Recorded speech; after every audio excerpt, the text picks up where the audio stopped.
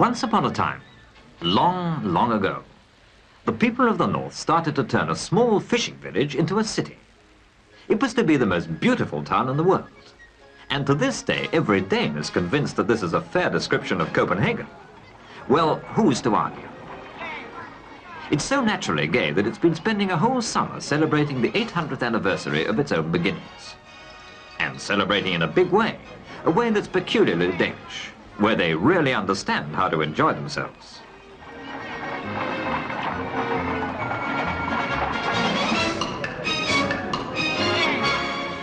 Work stops, out come the fancy dresses. Processions parade through the town, reminding the Danes of the way it all began centuries ago.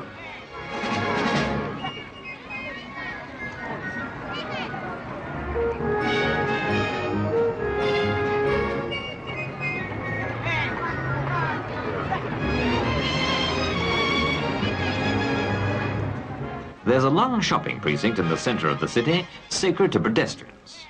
And hundreds of thousands of sightseers looked on, as guests from all over the world came to feast at a mile-long table that was part of the jollifications.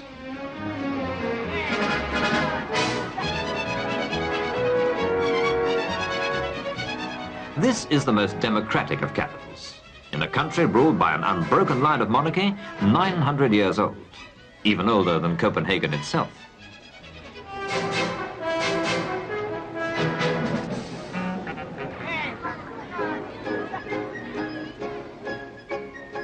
More than anything else, Denmark is a land of fantasy and fun, fable and fairy tale, symbolized by the Little Mermaid of the Hans Andersen story. It's a land of castles in the air. Most famous of them is Elsinore, where Hamlet, the gloomy Dane, walked the battlements in torment.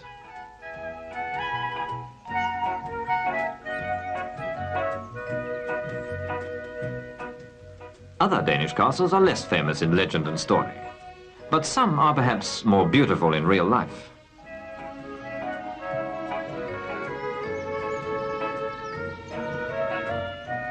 By common consent, the outstanding of all Danes was a gentle, melancholy soul, Hans Christian Andersen, author of the immortal children's stories.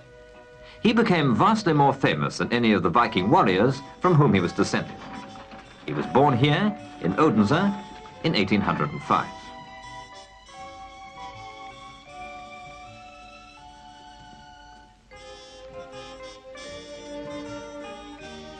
Today, his birthplace attracts visitors from all over the world.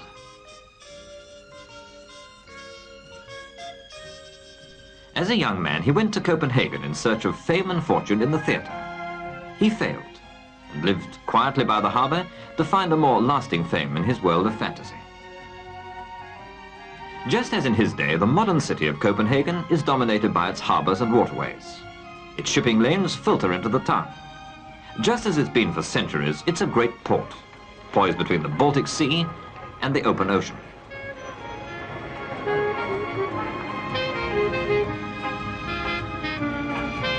An immensely busy place of 1 million people and 500,000 bicycles. From earliest times, the Danes and their Viking forebears have gone down to the sea in ships. And today, a few miles from Hans Andersen's birthplace, they build giant tankers, almost their only heavy industry.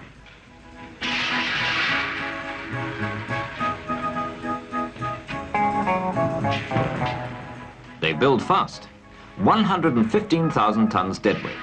The keel laid down in February, launched in June, delivery in September. No fantasy in the Danish shipyard. Denmark has few raw materials, apart from her own soil and her own sinews. Most of the steel for her ships has to be imported. But she has a flair for design, not just in big things, but in small. In furniture, glassware, china and silver, Danish designers have set new trends. The new shapes they've produced have not only won fresh laurels for their own country, but have stimulated designers in much bigger countries as well. And that's no fairy tale.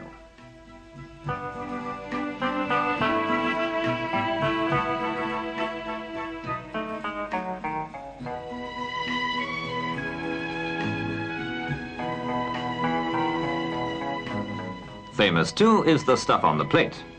The great Danish speciality is smørrebrød, the open sandwich with the mosters. And it's typical of the fantasy world of Copenhagen that one of its most famous smørrebrød chefs is a good-looking young woman.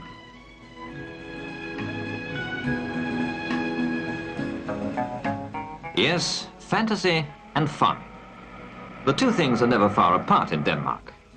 For farming is the country's largest single industry, pretty well as big as the rest of them put together. Denmark's largest single customer is Britain, from which the Danes buy back the machines, the cars and the tractors that form so large a part of their fleet on wheels. As farmers, they're real experts. And to be a farmer's boy is sheer bliss.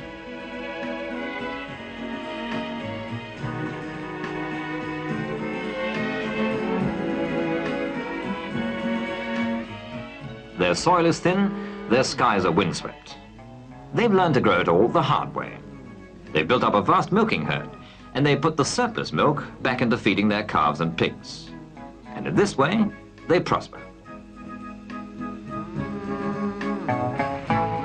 They make butter by the ton and export it all over the world.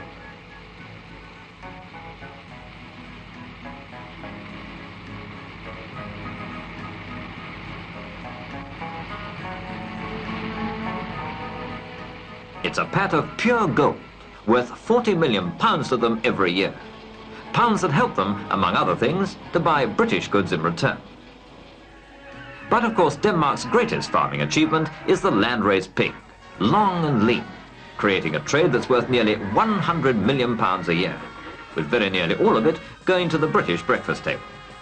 A pig which has been tailor-made for an old friend and ally on the other side of the North Sea.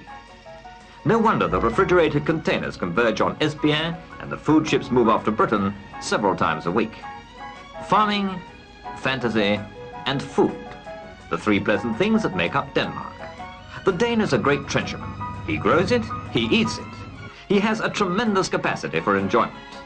Only the Danes could have thought of building Tivoli, their vast amusement park, in the middle of their capital city, putting a fantasy into a fantasy.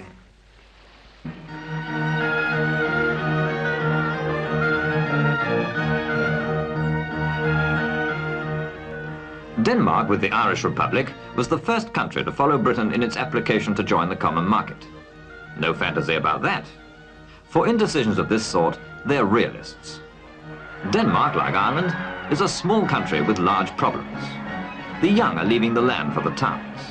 And even farming, in which they're so expert, has its problems.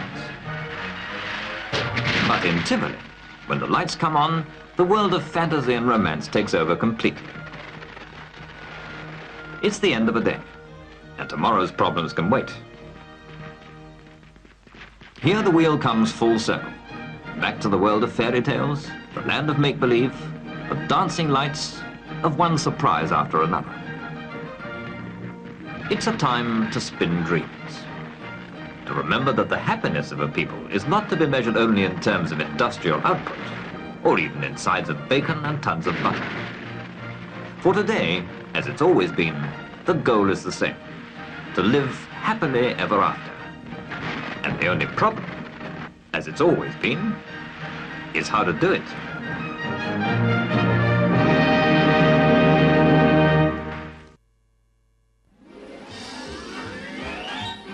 Missed the start of this screening or want to watch again?